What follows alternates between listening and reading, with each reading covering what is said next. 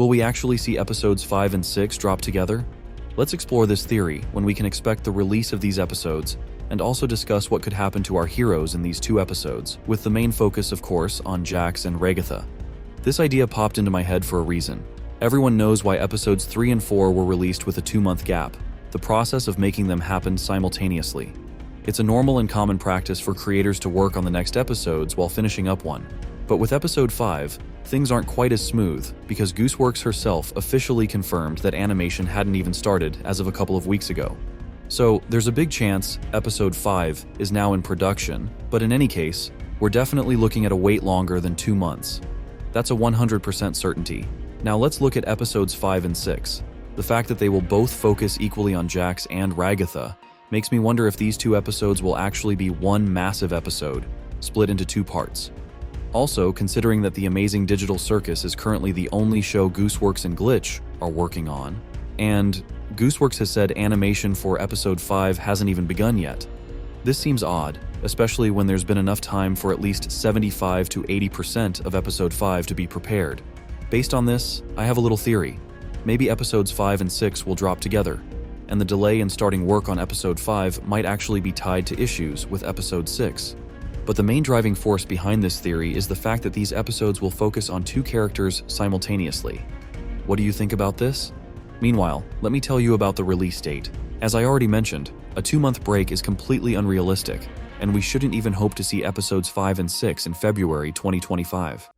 To figure out the release date, we need to take several factors into account. First, there's the priority of the show. As I've pointed out multiple times before, the amazing digital Circus is currently and will remain the main and priority show until the end of Season 1.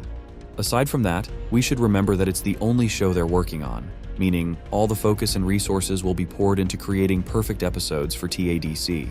Of course, we also have Gaslight District, which we've been promised for several years, and we're probably going to see its release in 2025.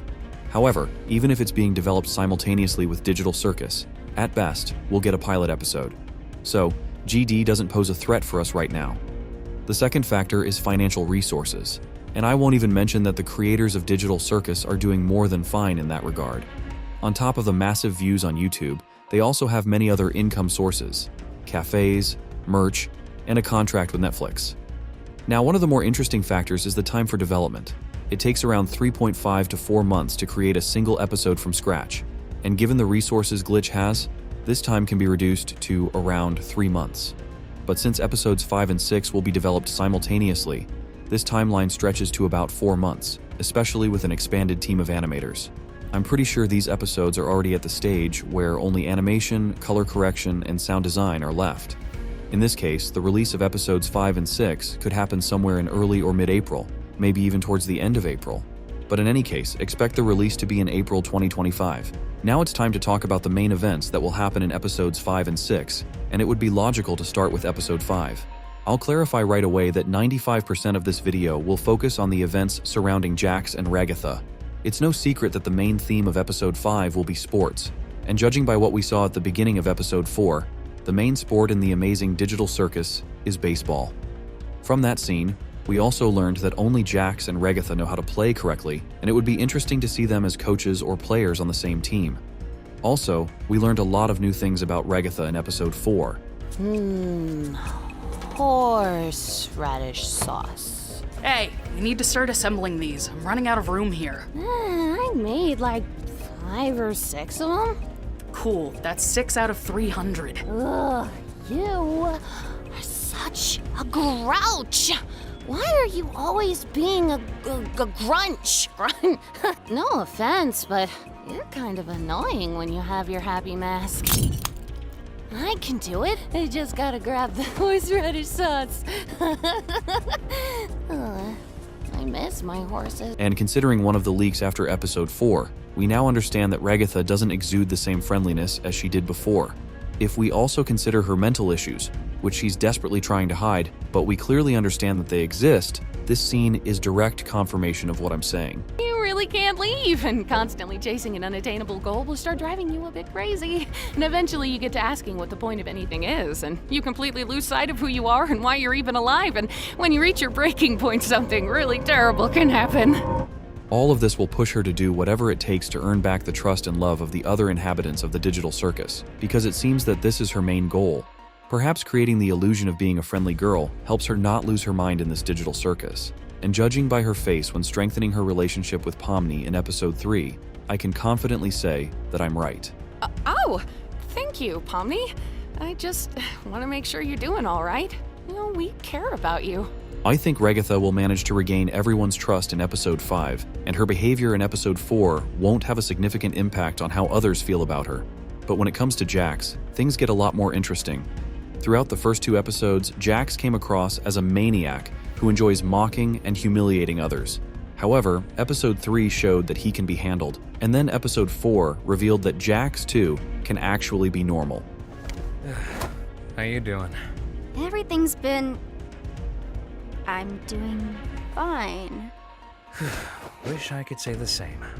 Jax, there's dishes back here. You got time to lean, you got time to clean.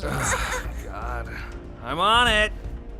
Later, Pomni. I think episode 5 will be a turning point for Jax, where he'll have to decide once and for all who he truly is. A decent guy people enjoy being around, or that same asshole everyone absolutely despises. The events of episode 4 will impact Jax, at least because, after all his relentless teasing of Gangle, which he expected to get away with, he ended up facing real consequences. This didn't just make him suffer, it genuinely made him fear for his life. We're unlikely to see a complete transformation of Jax, but one thing's for sure, he'll become more restrained and mellow. However, the spark that makes him so electrifying will definitely remain.